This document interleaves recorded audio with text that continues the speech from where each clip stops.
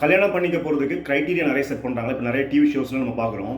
இவ்வளோ ப்ராப்பர்ட்டிஸ் இருக்கணும் அப்படி இப்படின்னு முதல்ல மெட்டீரியலை தான் முதல்ல வந்து கன்சிடர் பண்ணுறாங்க.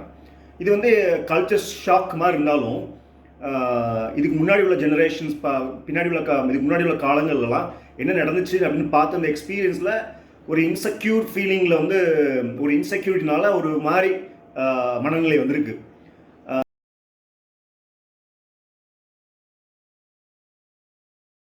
சிலர் வந்து காதலிச்சு சேர முடியலன்னா சூசைட் பண்ணி கூட இறந்து போயிடுறாங்க. அவங்களாம் வந்து இவங்களை கூட வாழ்ந்துருந்தா இவங்களோட சொத்தெல்லாம் அனுபவிச்சுக்கலாமே அப்படிங்கிற வருத்தத்திலே செத்து போனாங்க.